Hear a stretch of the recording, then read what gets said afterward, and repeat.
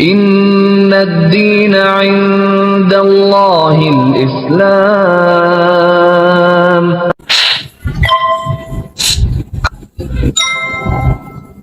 Nah, pemikiran saya Islam itu radikal, Islam itu teroris, dan Islam itu tidak menghargai perempuan. Kenapa Tuhan bisa jadi manusia? Iya, gitu.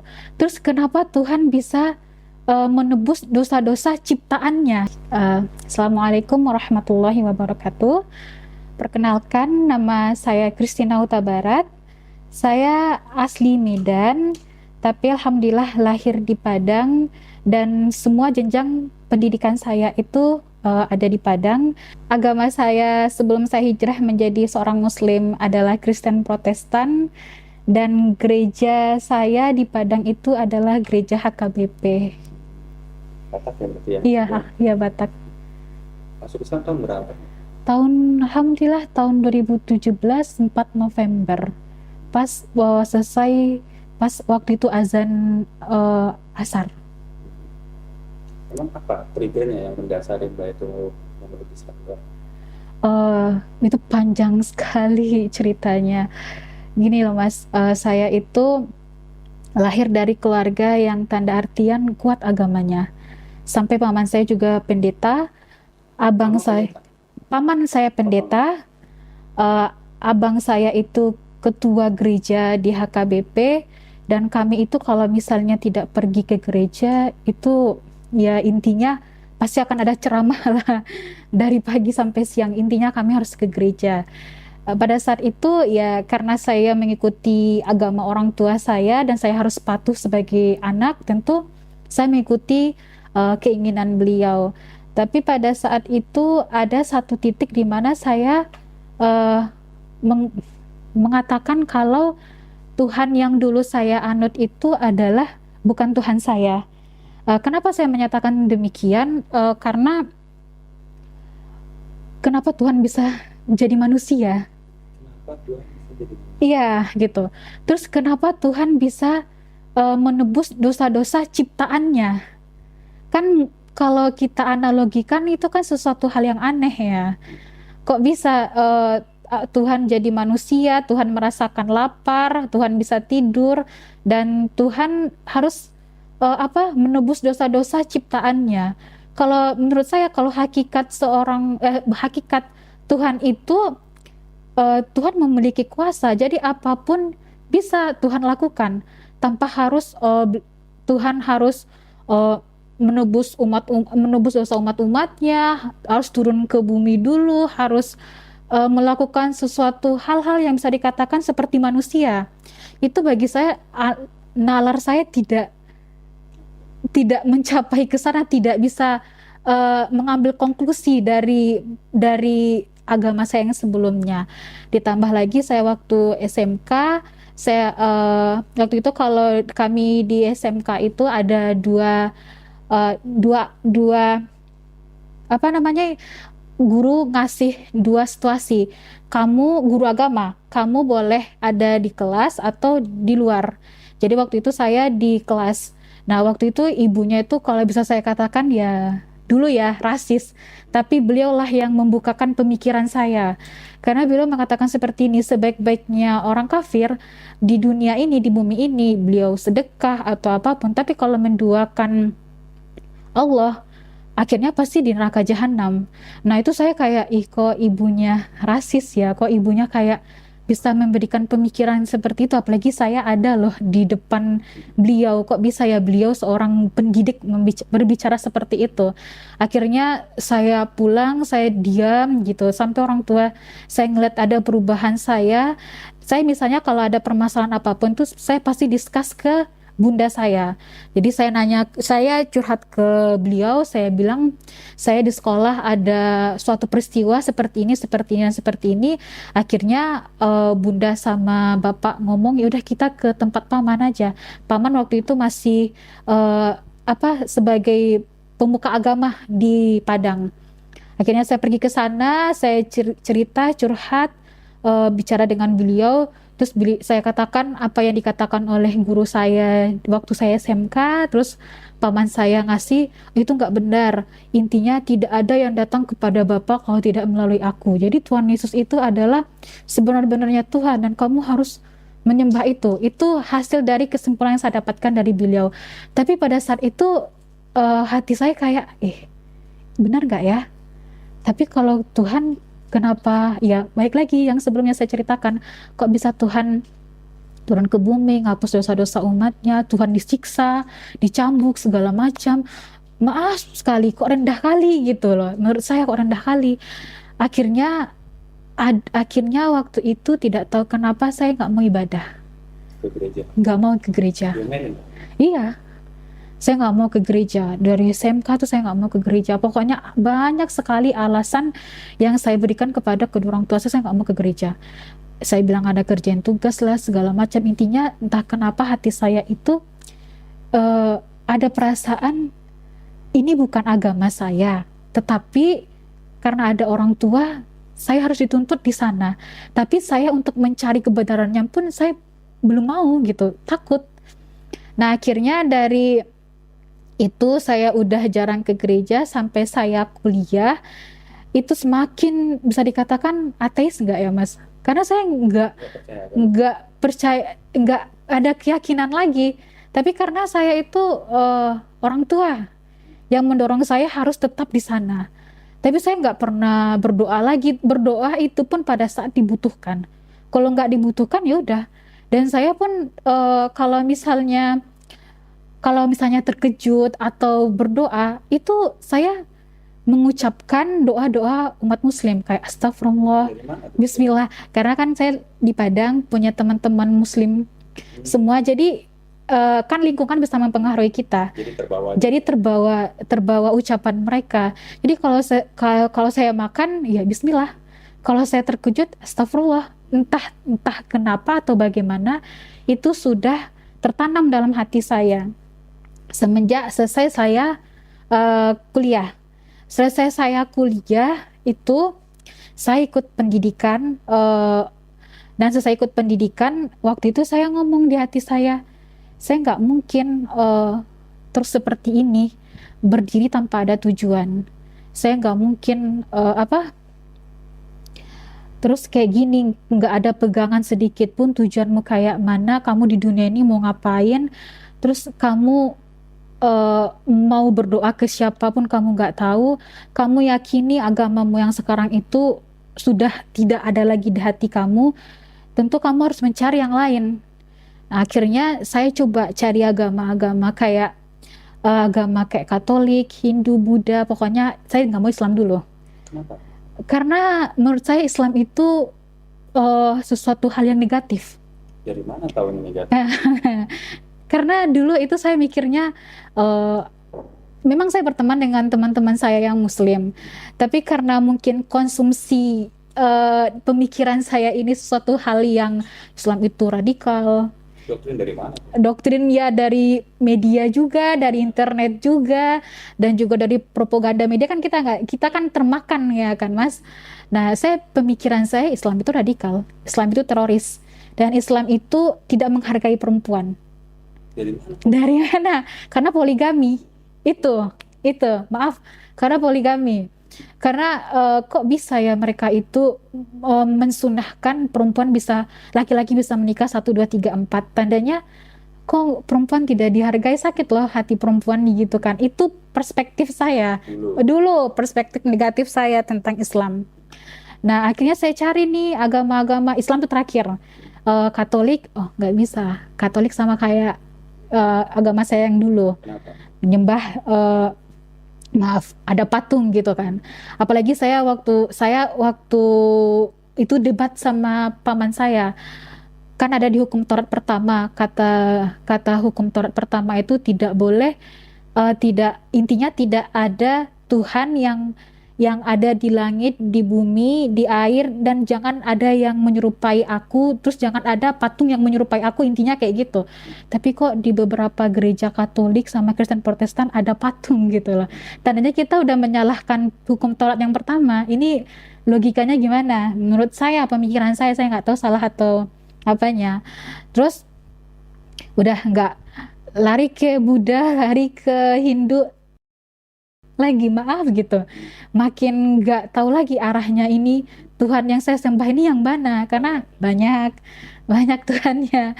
Akhirnya ya udah terpaksa saya ya ke Islam gitu, terpaksa Nggak ada lagi. nggak ada lagi gitu. Terpaksa saya ke Islam. Saya nggak mau baca Quran, nggak mau, saya nggak mau dulu baca Quran, saya nggak mau baca arti Qurannya. Jadi saya lihat perbandingan dulu orang-orang yang mualaf. Terus saya dengar pendakwah Yusuf Estes sama Dr. Zakir Naik. Nah, saya tuh dengar di YouTube gitu. Terus saya bilang, ih, kok sama analogi saya? Kok bisa, kok iya ya? Tuhan itu kan satu ya. Tuhan itu intinya kayak gini loh. Tuhan itu atapnya. Atap tentu memerlukan pondasi. Nah, pondasinya itu para malaikatnya, dan yang yang yang di bawah pondasi ini yaitu umat-umatnya. Benar, dalam tanda artian kalau kamu kalau melakukan sesuatu tentu harus ada ikatannya, menurut saya seperti itu. Jadi ya ini dong agama yang memang benar. Dari perspektif di luar saya mengatakan Islam itu teroris, Islam itu radikal, ini. Apalagi ketika saya membaca semua informasi mengenai Islam itu, kiranya yang saya dapatkan itu adalah oknum.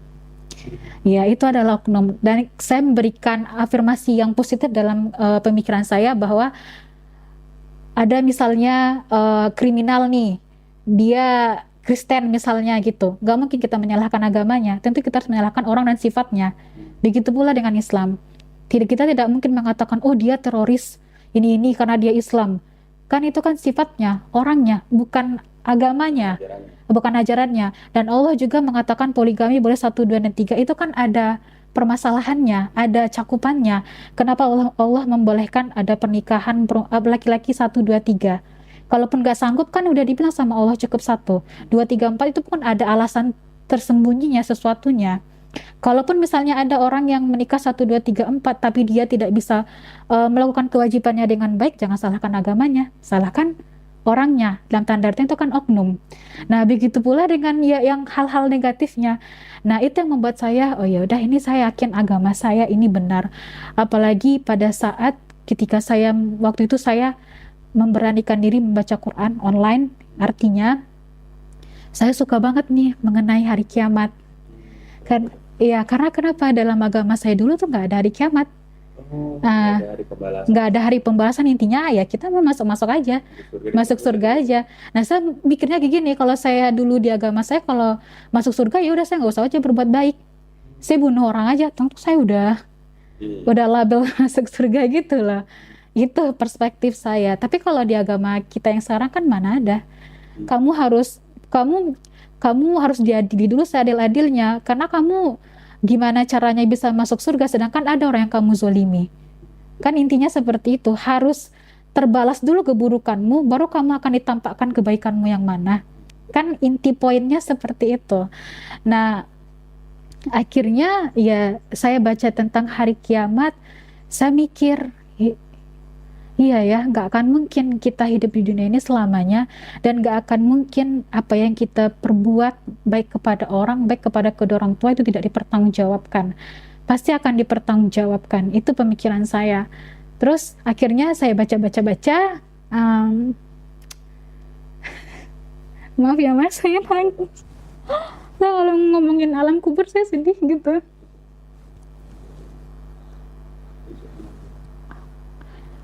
Tapi di-cut kan? Maaf ya. Gak apa-apa, lanjut. Lanjut. Jadi ketika saya baca Quran mengenai alam kubur itu kayak ada rasa ketakutan bagi saya sendiri gitu. Saya takut, ya Allah, kalau memang nanti saya mati dalam keadaan kafir, alam kubur saya seperti apa? Ketika nanti para malaikatnya mempertanyakan, akan ada pertanyaan ya mas, ketika kita nanti di alam kubur, terus saya nanti jawabnya gimana gitu. Itu yang saya bingung kan waktu saya sebelum jadi muslim kan. Jadi tapi saya baca-baca lagi Quran, tentang intinya saya sangat menyukai kalau Quran itu adalah ayat-ayat mengenai hari kiamat. Itu kebetulan nggak pas buka itu ya Pak nyari. Itu saya dengar di masjid. Oh pas kebetulan ayat itu yang dibahas. Ayat itu saya dengarkan di masjid dengan artinya, tapi saya nggak tahu itu ayat apa. Akhirnya saya baca. Pokoknya intinya ada mengenai hari penghakiman ketika masjid itu melantunkan ayat. Jadi saya cari deh gitu tentang hari kiamat. Kena ke hati saya. Sebelumnya kan saya cuma cari ayat Quran itu mengenai kok perbandingan Tuhan Allah dengan Tuhan Yesus tuh perbandingan orang yang mualaf. Tapi kan hati saya oke, fine, aku tahu ini agama yang benar, tapi kan belum pasti dalam hati saya, belum 100% pasti. Akhirnya saya cari tentang hari kiamat, tentang pembalasan. Tapi ketika saya dengerin Qurannya itu lantunannya, ya Allah gitu, kena banget ke hati saya gitu. Di situ saya kayak, ya Allah, saya yakin kalau ini agama saya yang benar, tapi tolong tunjukkan saya suatu keyakinan saya bisa pindah ke agama Engkau. Karena kenapa? Tuntutan orang tua lagi. Kita nih nggak bisa pindah karena ada orang tua di belakang kita. Nah, saya nggak tahu ini saya tidak tahu ini Allah memberikan saya hidayah atau seperti apa atau jawabannya, tapi menurut saya ini jawaban. Karena pada saat itu saya ingat banget jam 12 malam waktu itu saya lagi di kamar, itu ada yang narik kaki saya sampai ke kerongkongan. Itu dingin badan saya, tapi saya udah gemetar, tapi saya bisa jalan. Saya jalan ke ruang tamu, itu ada bunda saya. Terus saya bilang sakit gitu kan, sakit gitu. Saya diam, sakit sambil saya diam, saya nggak bisa ngapa-ngapain. Terus bunda saya bilang, "Ayo nak, kita doa, mukamu udah pucat." Saya nggak mau. Dalam hati saya itu cuman teringat kata-kata kalimat ayat kursi dan kalimat syahadat. Itu bisa ini. Karena kan saya sekolah di sekolah negeri ya. Nah, jadi saya hafal. Jadi ikut-ikutan teman jadi hafal. Jadi entah kenapa di pemikiran saya itu adalah ayat kursi dan kalimat syahadat. Akhirnya ketika saya mengucapkan itu, perlahan-perlahan itu hilang. Panas langsung badan saya. Terus bunda saya bilang, "Ayo nak, kita berdoa." Bukan. Saya langsung nggak tahu spontannya, nggak tahu apanya, saya langsung bilang ke bunda saya, "Bun, mau sholat." Itu. Iya, Bun mau sholat gitu. Bunda tuh kayak mukanya kayak udah merah gitu. Terus bunda cuma bilang, ayo nak, kita ngikutin doa kita. Enggak, saya mau sholat.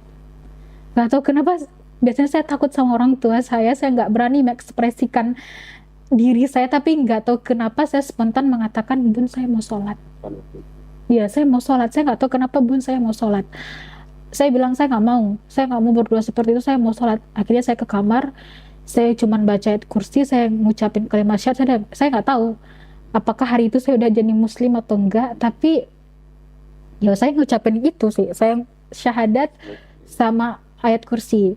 Tapi waktu itu saya belum yakin saya menjadi seorang muslim. Beberapa hari kemudiannya, tapi ketika tapi pada saat sampai udah 2 bulanan atau beberapa bulanan, itu hidup saya nggak tenang. Hidup saya tuh nggak tenang karena saya pengen muslim, tapi saya nggak tahu kayak mana. Iya, tapi saya juga takut mau melangkah seperti apa. Saya takut yang namanya kematian, saya nggak bisa tidur, kepala saya sakit, mah saya kambuh, karena saya nggak bisa tidur tenang, karena saya takut kalau saya nggak jadi muslim, saya besoknya pasti mati. Itu pemikiran saya. Tapi pengen jadi muslimnya juga, saya takut, belum berani. Baru cuman satu sinyal lah diberikan oleh Allah. Tapi saya belum yakin. Tapi pada saat itu memang kayak hati saya tuh kayak gundah, nggak tenang, nggak bisa ngapa-ngapain, di kamar terus, kayak nggak ada kehidupan intinya. Saya tuh pening iya, sakit kepala iya, pokoknya antara takut sampai berobat ke rumah sakit, sampai dikasih obat sama dokter, tetap nggak mampu karena kembali lagi kan hati kita. Nah akhirnya saya termenung, saya masih ingat saya termenung, saya bilang dalam hati saya, Allah, kalau memang agama Islam ini memang benar dan benar, tolong kasih petunjuk untuk kedua kalinya, dan insya Allah saya pasti akan jadi muslim. Akhirnya singkat ceritanya itu saya pergi ke pelatihan, saya naik angkot. Nah pada saat naik angkotnya itu, di situ juga kejadian kedua kalinya. Hal yang pertama, sampai ibu-ibu yang diangkot itu ngeliatin, nak kamu kenapa? Saya cuma diam bilang enggak. Tapi entah kenapa ada keluar kata-kata, Pak berhenti, kiri pak, saya pengen turun. Dan turun saya dari angkot saya nangis. Saya nggak ada malunya lagi depan orang. Saya bilang dalam hati saya, ya Allah, hamba yakin agama hamba Islam, hamba yakin hamba Islam. Pada saat itu saya udah ketakutan. Saya bilang, ya Allah, jangan engkau ambil nyawa hamba sebelum hamba jadi muslim. Jangan engkau ambil nyawa hamba sebelum hamba menyembah kepada engkau, kembali kepada engkau. Tunggu ya Allah, kalau sudah saya jadi muslim, terserah engkau mau menjadikan saya seperti apa, tapi tunggu dulu, karena saya yakin kalau saya meninggal dalam keadaan mempersekutukan engkau, pasti ya udah neraka jahanam tempat saya. Saya meyakini seperti itu. Akhirnya saya pulang ke rumah, saya cuman tiduran. Saya balik lagi, saya bisa sembuh itu karena ayat kursi dan juga kalimat syahadat. Kayak sesak, kayak badan saya tuh kayak dingin, kerongkongan saya sakit. Saya nggak tahu itu diagnosis seperti apa, saya nggak tahu. Tapi yang pemikiran saya yang anehnya itu, kenapa bisa sembuh dengan hanya dua itu, ayat kursi dan juga kalimat syahadat. Akhirnya saya curhat ke teman saya dekat rumah, saya bilang saya tuh pengen jadi muslim, tolong bantu saya. Terus beliau bilang, kalau orang tuamu tahu gimana, saya nggak peduli. Saya pengen tenang hidup saya pengen batin saya ini tenang dulu. Saya kalau masalah orang tua saya itu nanti saya pikirkan, yang penting Islam dulu, saya kedepannya nanti itu urusan yang lain. Oh ya udah kalau seperti itu, kata beliau kan. Ya udah, waktu itu terhalangnya 1 minggu, sampai saya telepon lagi beliau, ini gimana, saya jadi nggak muslimnya, saya udah gimana ya, udah nggak kuat lagi nahannya, saya pengen mengeluarkan beban saya nggak bisa tenang, kehidupan saya pengen bisa tenang gitu. Akhirnya teman saya ini nelfon Ustadz, dan saya disyahadatkan itu di salah satu KUA di Kota Padang, itu pada saat 4 November 2017, dan pada saat saya syahadat langsung azan. Nah waktu itu, dan nggak tahu kenapa ketika saya sujud saya nangis, saya kayak ngerasa tuh lepas semuanya beban saya, kayak sakit kepala saya, kayak mah saya yang kambuh, pokoknya semuanya itu mungkin karena pemikiran saya itu hilang semuanya ketika saya sujud, ketika saya bilang ya Allah, kayak tenang. Nggak tahu, kayak saya tidak bisa mengekspresikan seperti apa, intinya hati saya tenang. Ketika saya sujud, hati saya tenang, saya nangis. Setelah saya sholat, saya nangis saja. Terus waktu itu teman saya bilang, kamu nanti pulang gimana? Orang tuamu kalau tahu kamu Islam seperti apa? Terus saya bilang, ya udah, kita diam aja, biar nanti saya di rumahnya itu kayak biasa aja.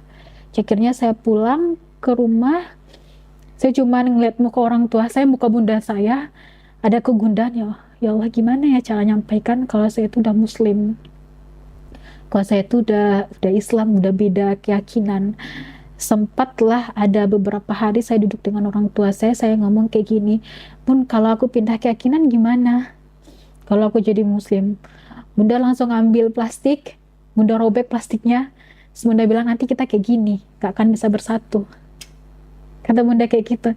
Terus saya nangis, ya Allah, gimana cara nyampaikan ke beliau-beliau kalau saya ini udah beda keyakinan nih sama mereka, sampai menganalogikannya seperti itu.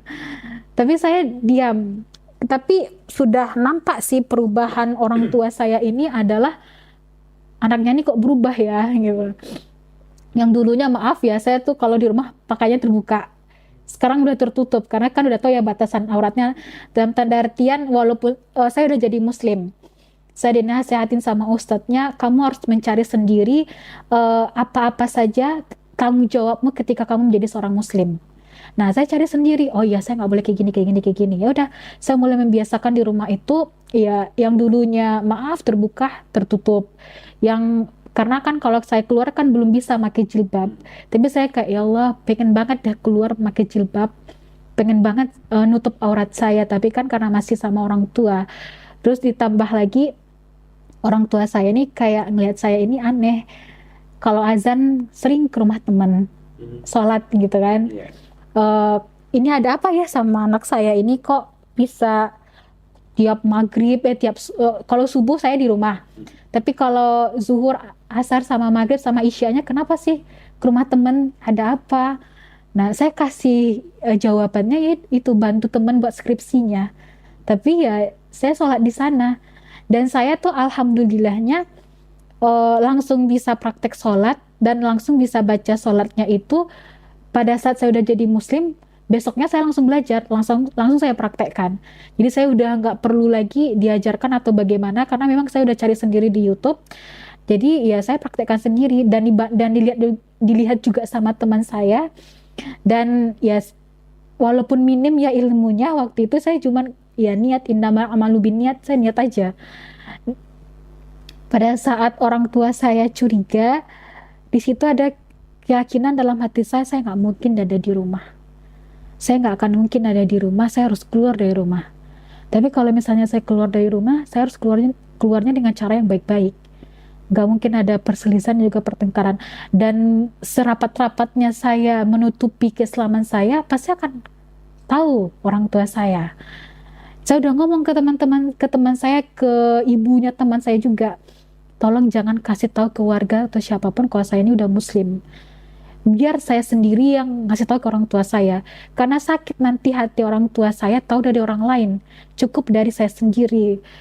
Tapi ya qadarullah, ya mungkin ini jawaban dari Allah. Singkat ceritanya, orang tua saya tahu kalau saya ini muslim dari warga, salah satu warga di sana. Nah, itu bunda sama bapak pulang. Saya masih ingat waktu itu langsung bunda teriak, ngumpulin kami semuanya di ruang tamu. Sapi itu marah ke saya, bilang, benar kamu udah muslim. Saya cuma diam, saya cuma nangis, dan saya langsung bilang, iya saya udah muslim gitu. Terus bunda langsung marah, langsung teriak, langsung nangis. Terus bunda bilang, apa salah bunda? Apa salah bunda sama kamu gitu? Yang saya sedihkan itu bapak. Saya pengen bapak itu mengekspresikan kemarahannya. Kalau bapak mengekspresikan kemarahannya, saya tenang. Tapi bapak enggak, bapak cuma diam. Mata beliau merah, tapi beliau nggak nangis. Itu kan lebih sakit gitu kan, itu lebih sakit. Saya lebih suka bapak itu kayak bunda, langsung teriak, langsung marah. Jadi bisa beliau mengekspresikan rasa sakitnya, bukan kayak bapak yang diam, mata merah, mata beliau merah, terus ngelihat saya itu kayak saya gagal didik anak saya gitu, sakit. Saya mikirnya kayak gitu. Jadi saya cuman bilang ke orang tua, ke bunda saya cuman minta maaf gitu. Saya minta maaf kalau saya sudah beda keyakinan sama bunda, karena ini pilihan saya sendiri. Saya juga bilang ke bunda, umur saya udah bisa memilih mana agama yang benar sama saya. Jadi saya minta maaf. Tapi bunda bilang, malu nak dilihat sama para jemaat nanti. Gimana mama nanti ngomong ke mereka segala macam gini-gini. Terus saya cuman bilang, saya cuman diam. Saya pun nggak bisa mau jawab kayak mana, karena memang saya juga paham ada di posisi beliau. Kalau misalnya anak kita beda keyakinan sama kita, pasti malunya itu selingkungan pasti, dan juga organisasi kita juga. Saya paham banget. Tapi saya nggak bisa gitu, saya nggak bisa mengikuti kemauan beliau. Saya juga ada keinginan tersendiri dan saya akan bertanggung jawab dengan keinginan saya itu. Tapi saya nggak bisa mengutarakan di depan beliau. Saya cuma diam aja, cuma nangis. Saya cuma mengatakan, tapi saya cuma bilang, bunda, saya cuma menjawab pertanyaan bunda, benar kamu Islam? Iya. Jadi bunda nangis, bunda teriak, bunda marah, bunda pukul saya cuma diam. Karena saya tahu itu salah satu eh, buk- salah satu cara beliau untuk mengekspresikan diri beliau marah ke anaknya. Saya cuma diam. Nah, abang saya juga diam sampai pada saat itu ribut. Saya nggak mau membicarakan ributnya seperti apa. Sampai waktu itu RT RW datang ke rumah. RT RW datang ke rumah untuk menyelesaikan permasalahan kami. Saya cuma kekeh bilang, saya pengen tetap jadi muslim. Apapun itu pemikiran orang tua saya, apapun itu perkataan orang tua saya tetap jadi muslim. Karena memang saya sudah ada di titik itu, nggak mungkin saya mundur.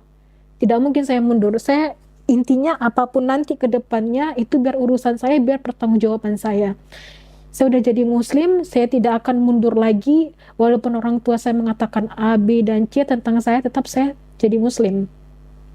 Sampai orang tua saya ngomong, nggak akan enak hidupmu jadi muslim, nggak akan ada fasilitas kamu yang kamu dapatkan ketika jadi muslim, hancur kamu nanti jadi muslim. Itu, dan ada juga perkataan yang menyakitkan yang saya dapatkan dari orang tua saya, tapi saya nggak akan marah ke beliau. Saya cuma berpikiran positif, itu marahnya seorang ibu ke anaknya karena salah menurut pemikiran beliau. Nah, akhirnya saya waktu itu bilang dalam hati saya, Allah tuh baik banget. Saya bilang dalam hati saya, Allah, saya pengen keluar dari rumah. Saya nggak mungkin ada di rumah. Saya susah sholat. Saya nggak mungkin lagi sholat ke rumah teman saya gimana caranya sholat, apalagi saya udah jadi muslim, saya tentu harus melaksanakan kewajiban saya itu sholat. Jadi gimana cara saya mau sholat kalau saya udah ada kejadian kayak gini gitu. Saya masih ingat banget gitu, ketika besoknya udah selesai saya dikurung di rumah, saya nggak boleh keluar kemana-mana, saya dijaga di rumah. Saya itu masih ingat, saya harus jaga wudhu saya itu dari subuh sampai maghrib biar saya bisa sholat.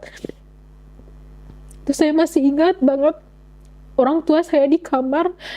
Jadi saya nggak tahu, ya Allah, ini Allah menjabah sholat saya atau tidak. Saya tuh kadang sholatnya tidur. Jadi saya tuh nutupin badan saya ini pakai selimut gitu. Saya tutupin badan saya pakai selimut, saya sholat. Saya nggak tahu nih, entah ibadah saya diterima pada saat itu atau enggak. Yang penting niat saya sholat. Niat saya, kewajiban saya harus terpenuhi karena saya seorang muslim. Jadi saya harus sholat.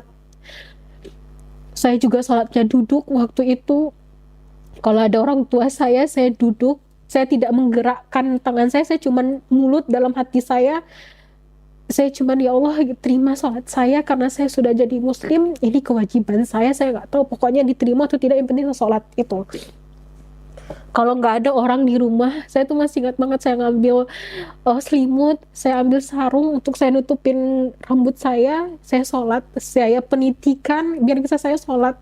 Itu saya nangis, ya Allah, sampai kapan hamba kayak gini? Hamba pun pengen keluar nutup aurat hamba pun pengen keluar bebas sih gitu, sholat di luar sana, sholat bebas untuk mengekspresikan keinginan saya, harapan saya depan engkau. Saya pun pengen sholat dengan tenang, dengan khusyuk. Saya pun pengen sholatnya itu sunnah, bukan hanya wajib saja yang saya jalankan.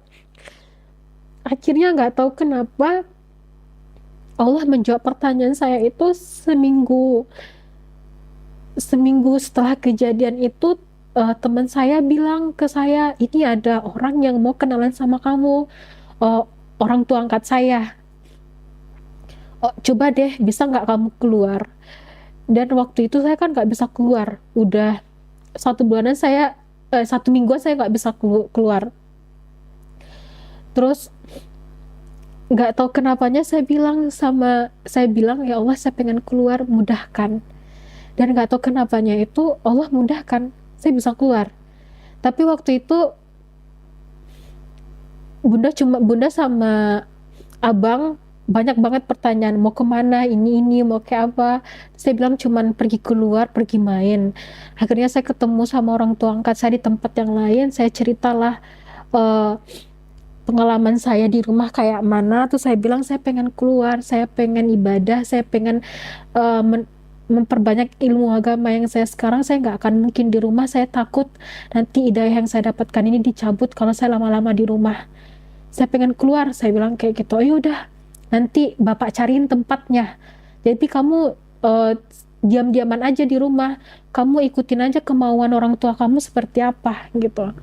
Nah akhirnya ya saya pulang ke rumah, saya ikutin kemauan ke orang tua saya, tapi cuma satu yang saya minta, saya nggak mau ke gereja. Ya nggak mau, saya udah muslim.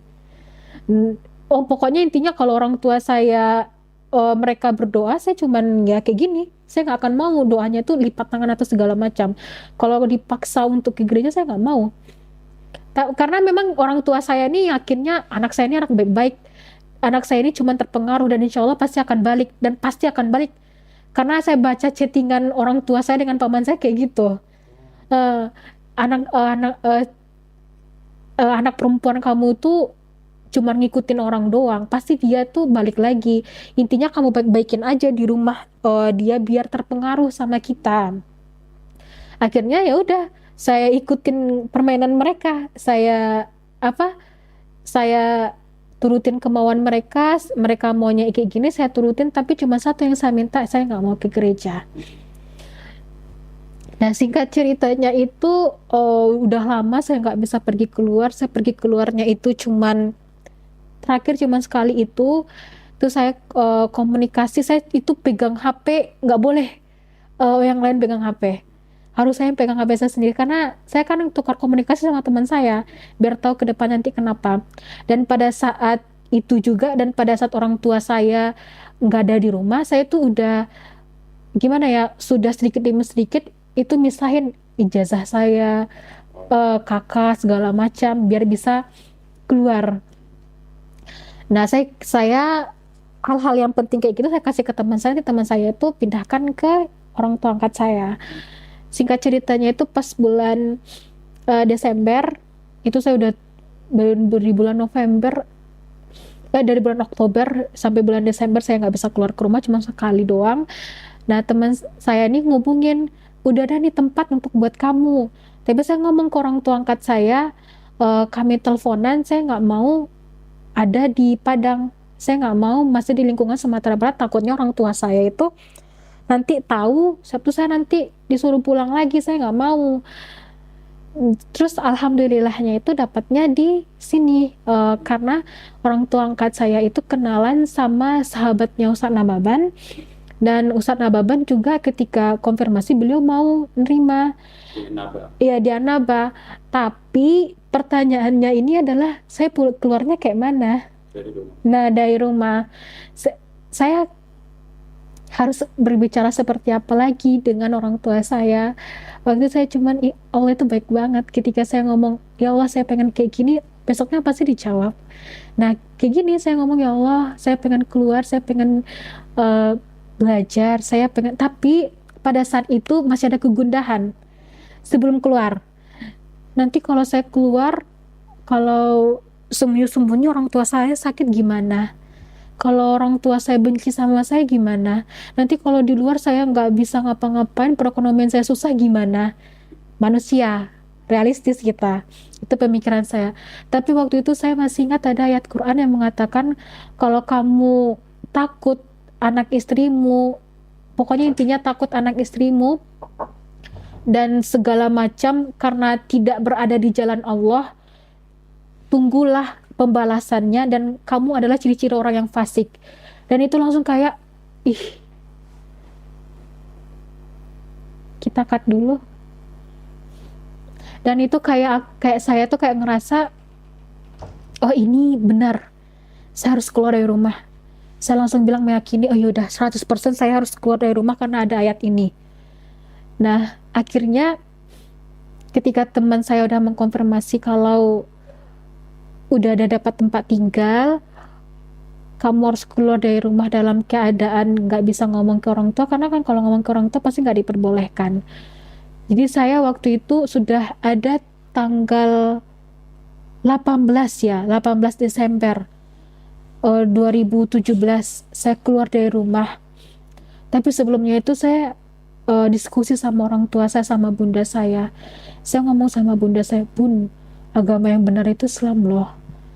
Percayalah." Itu kata bunda, "Nggak usah kamu ngatur bunda. Bunda ini lebih tua dari kamu. Udah tahu manis garamnya kehidupan ini kayak mana." Tapi benar loh bunda. Kan dalam Alkitab ada loh tentang Nabi Musa. Di Quran juga ada loh Nabi Musa.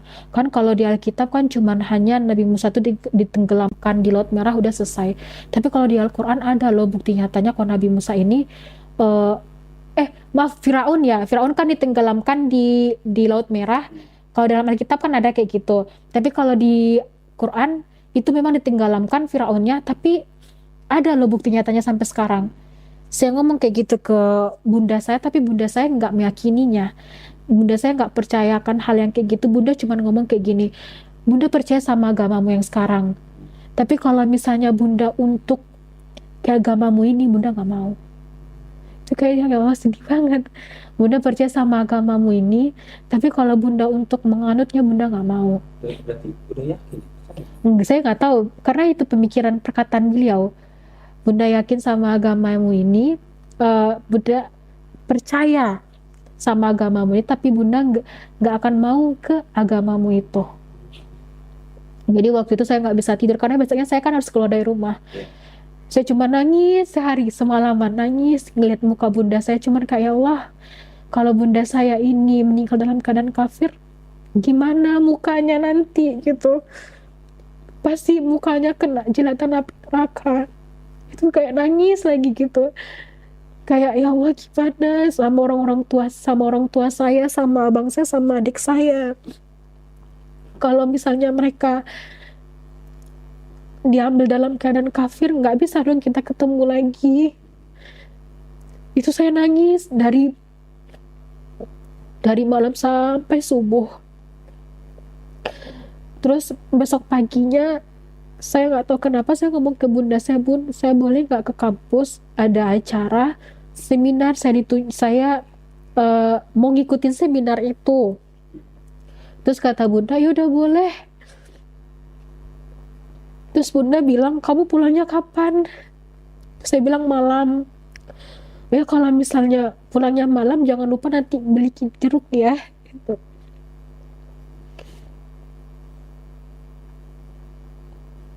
Bunda bilang beliin jeruk. Itu saya kayak, ya Allah, padahal niatnya mau keluar loh dari rumah. Kok bisa ya bunda saya ngomong kayak gitu, nitip kayak gituan gitu. Akhirnya saya salamin bunda saya cuman jalan, saya cuman doa, "Ya Allah, hamba hijrah ke tempatmu yang lebih baik, dan hamba titip orang tua hamba. Apapun itu nanti ke depannya, umur beliau, apapun itu nanti persoalannya, hamba pasrahkan kepada Engkau. Yang penting niat hamba ingin dekat kepada Engkau. Kalau kita baik, insya Allah baik akan saya dapatkan, dan tolong jaga orang tua saya." Itu masih saya ingat perkataan saya ketika saya keluar dari rumah.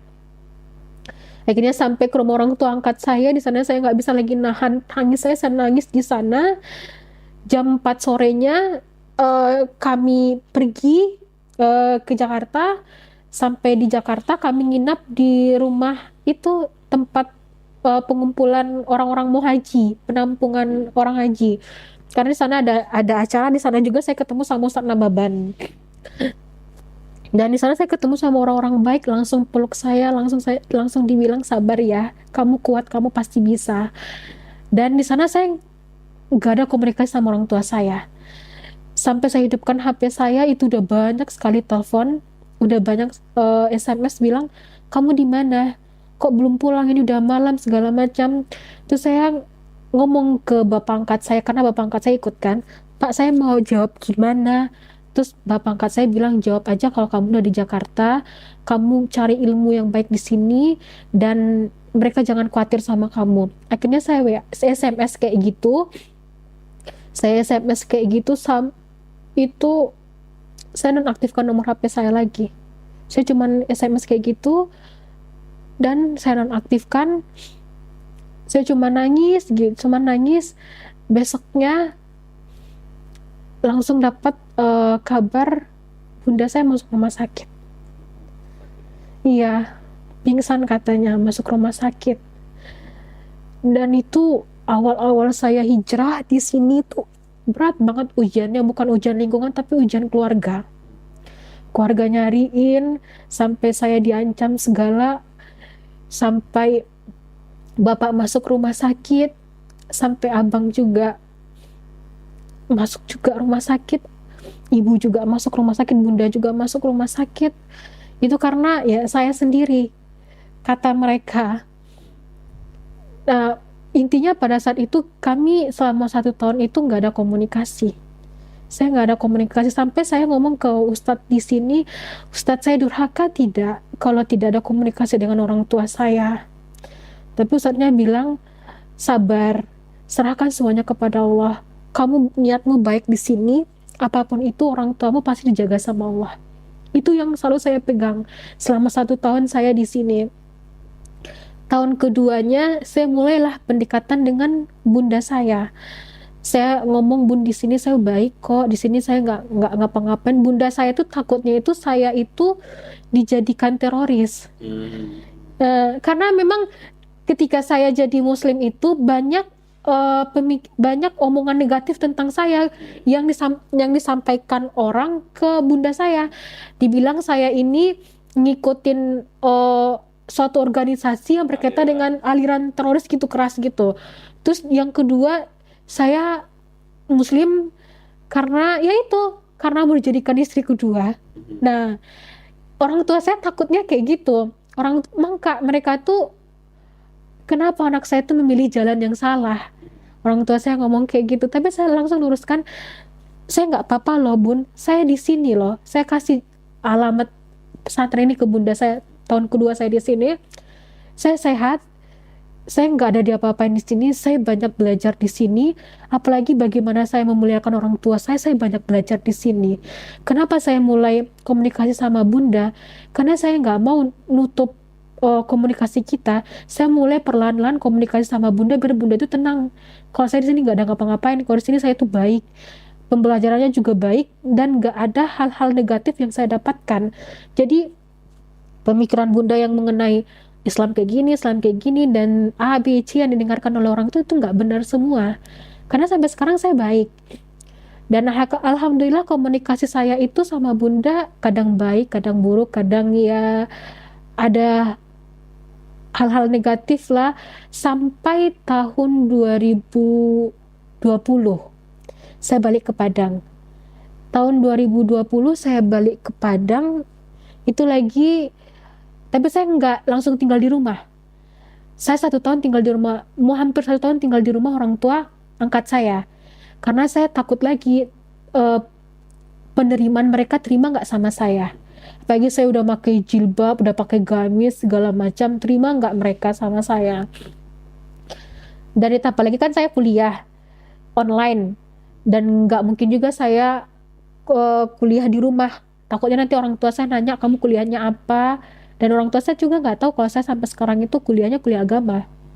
Saya cuma diam, takutnya nanti nyakitin hati mereka.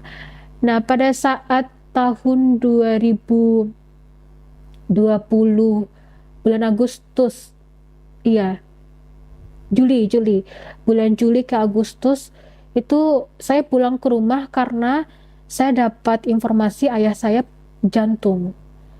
Dan saya harus temui orang tua saya, dan di situ mungkin saya harus menampakkan akhlak saya sebagai seorang muslim. Akhlak saya sebagai anak itu harus saya nampakkan di sana. Tapi karena ada perkuliahan dan juga saya pengen lama dan masih online, ya udah saya lama aja di Padang. Bulan Juli sampai Agustus itu masa tenggang online, mau ke offline. Jadi saya harus balik dong ke sini. Tapi sebelum itu saya harus balik dong ke rumah orang tua kandung saya. Saya ngomong sama orang tua angkat saya, Pak, saya pengen balik ke rumah.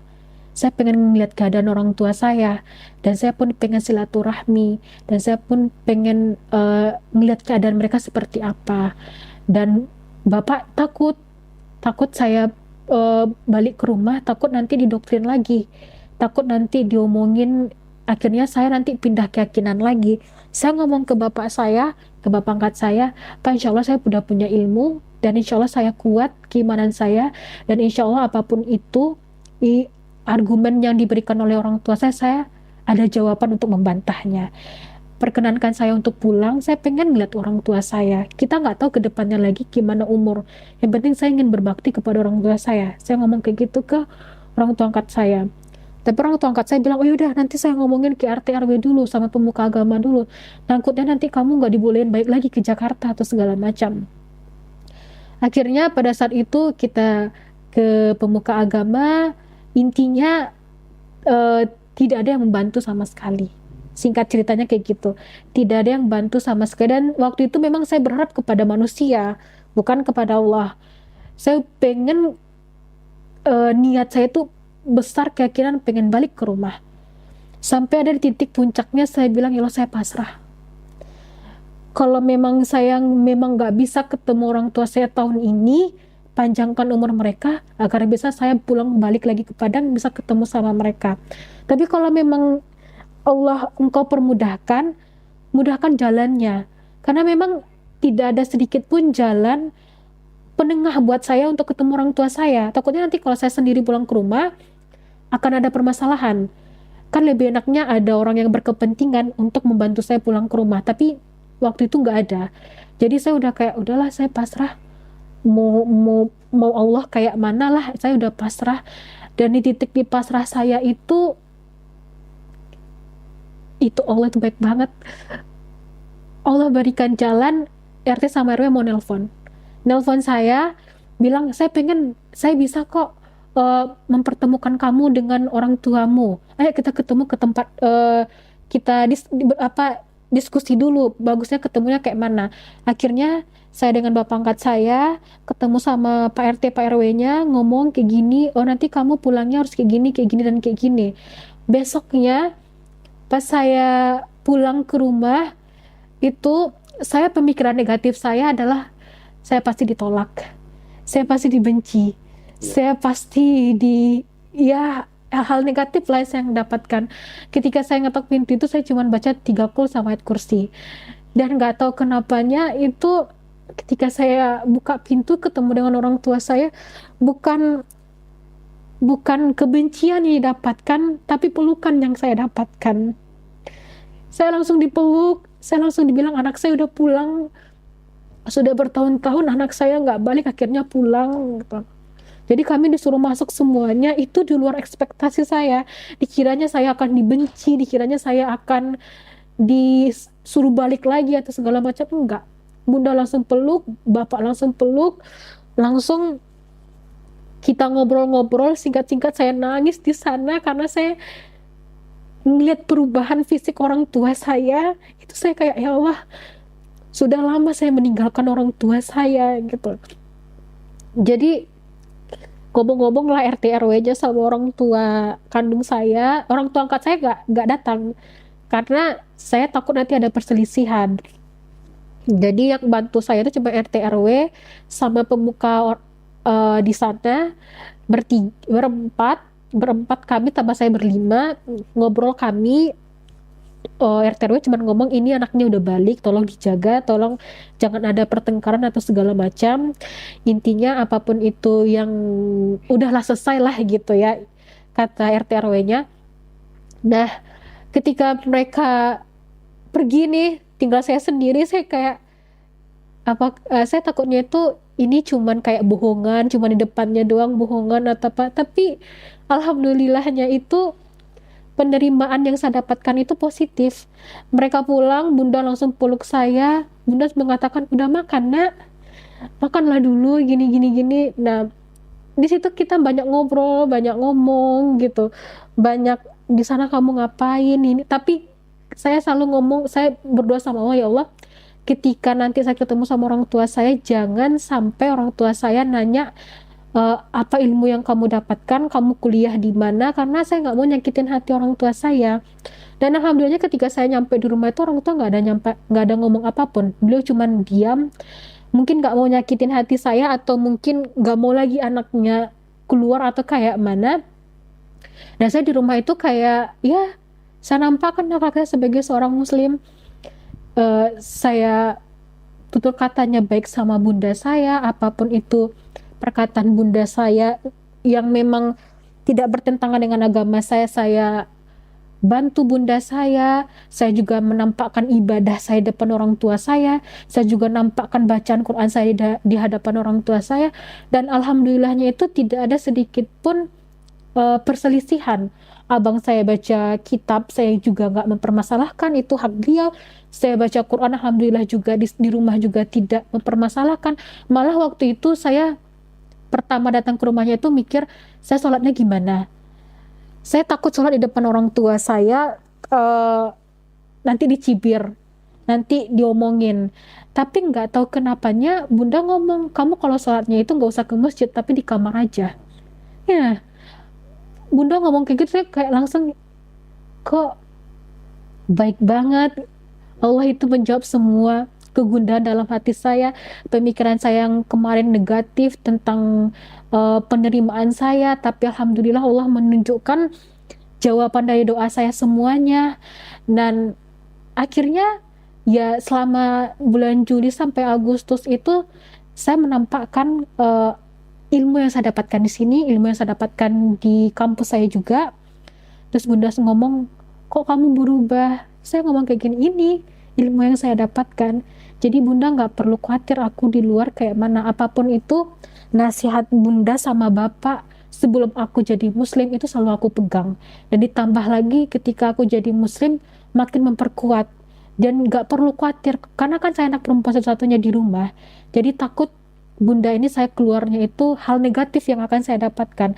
Tapi saya tanamkan dalam bunda saya itu selalulah berpikiran positif terhadap anaknya dan percaya sama anaknya. Karena kepercayaan itu, kalau bunda saya sama bapak saya udah percaya sama saya, insya Allah ya saya ngikutin alur tapi sesuai dengan tuntunan. Nah, itu saya nampakkan 1 bulan di rumah, akhlak saya, ibadah saya, sampai pada saat mau pulang, saya diskusi sama bunda saya, sampai saya ngomong ke bunda, bunda mau Quran nggak? Ini saya titipkan Quran saya, tapi tolong dibaca ya bunda. Jadi saya nitipin nih Quran saya ke bunda saya berharapnya itu Quran yang saya kasih ke bunda saya ini dibaca sama beliau. Kita kan nggak tahu hidayah itu seperti apa. Kadang ada orang yang cuma dengarkan azan terbuka pintu hatinya. Dan saya berharap dengan Quran yang saya kasih ke bunda saya ini terbuka pintu hidayah beliau dan mau ngikutin keimanan saya. Nah, sebelum saya pergi saya kasih Quran. Akhirnya saya berangkat dari Padang ke sini pun tidak ada sedikit pun permasalahan. Saya cuman bilang, nak, nggak apa-apa kita beda keyakinan, tapi jangan jauh ya. Nggak apa-apa kalau misalnya kamu itu percaya dengan agama kamu yang sekarang, tapi jangan tidak pernah komunikasi, selalu komunikasi. Itu sampai sekarang alhamdulillah komunikasi saya dengan orang tua saya itu masya Allah udah baik, sudah mau menerima satu sama lain, sudah ya mengalir. Apalagi kemarin bulan Januari saya pulang kampung juga, balik ke Padang juga, alhamdulillah semakin bebas saya di rumah, semakin bisa baca Quran di ruang tamu, menghidupin murotal juga. Bayangkan murotal saya hidupkan, lagu rohani juga hidup di rumah kayak gitu. Ya saya intinya kami di sana kayak toleransi. Bunda ke gereja, saya bilang ke bunda, bunda bajunya udah digosok belum? Kalau belum, saya gosok. Bunda kalau ke gereja hati-hati ya. Pokoknya intinya saya tidak mau mengatakan, ih bunda ini salah, ini agama yang nggak benar, ini enggak. Saya pengennya itu di rumah itu toleransi, saya menghargai agama bunda, orang tua saya, dan orang tua saya juga menghargai agama yang saya anut sekarang. Dan sekarang cuma doa yang saya panjatkan kepada Allah agar orang tua saya satu rumah mau keyakinannya itu dengan saya, gitu. Iya, panjang, maaf ya mas. Sedih. Lalu, bagaimana nih ketika sudah mondok di Anambas, bagaimana kesan-kesannya apa gitu? pertamanya itu saya datang ke sini, pertama saya datang ke Anaba Centernya itu minder, karena adik-adik di sini itu udah bacaan Qurannya mereka udah bagus. Saya yang waktu itu mengatakan saya mampu nih sholat, udah bisa baca ayat Qurannya, kiranya tajwid sama baca dan huruf saya kan masih banyak salah. Disinilah saya banyak belajar di Anaba dengan ustadz, dengan ustazahnya, memperbaiki bacaan saya, sifat-sifat hurufnya, semuanya di sini. Akhirnya ya alhamdulillah saya bisa mengikuti. Saya juga senang bertemu dengan kakak-kakak dan juga teman-teman adik-adik yang mualaf di sini juga di Anaba Center ini. Saya juga kita bisa sharing juga pengalaman. Jadi sebelum hijrahnya, setelah hijrahnya, apa sih permasalahan kehidupan yang kamu dapatkan setelah hijrah, sebelum hijrah? Karena kan kalau kita udah jadi muslim, intinya kamu ketika jadi muslim itu awal-awalnya nggak enak karena ujian. Ini kan sebagai bukti kamu yakin nggak di agama Islam ini atau tidak? Karena Allah menguji orang mukmin kan seperti itu. Ini benar-benar orang mukmin atau tidak pasti akan diuji. Nah begitu pula kita yang hijrah ini, yang menjadi seorang muslim, tentu awal-awal hijrah itu pasti banyak ujian, sampai sekarang pun pasti Allah uji. Setiap umat muslim pasti akan Allah uji. Nah ini titik dimana kita harus berpikir positif, pasti ada hikmah di balik semuanya ini. Ya udah, saya kayak sharing, kayak tanya-tanya, kayak belajar bareng, saling ingatin sama satu sama lain, saling memberikan nasihat satu sama lain gitu. Fasilitas apa aja yang didapat di Anaba Center, terus dipungut biaya nggak? Dipungut biaya enggak. Ustadz Nababan baik banget. Enggak, kita di sini tidak pernah dipungut biaya sekalipun, itu tidak. Malah Ustadz di sini tidak memperbolehkan kita itu tidak sekolah. Sekolah semua. Harus sekolah. Dan itu dibiayai juga. Dibiayai sama Ustadz Nababan. Pokoknya intinya di sini harus sekolah. Kalau kamu nggak sekolah, balik. Bukan penampungan. Iya, bukan tempat penampungan. Intinya misalnya kalau kamu di sini tamat SMA, nah kamu harus mikir kamu nanti kuliahnya di mana. Atau kalau misalnya kamu tidak pengen kuliah, kamu pengen pelatihan kamu di mana. Intinya tidak boleh di sini itu tanpa ada ilmu, harus ada ilmu. Dan fasilitas yang didapatkan di sini ya kayak pendidikan juga didapatkan, ustadz sama ustazahnya orang-orang yang lulus dari Ar-Roya juga.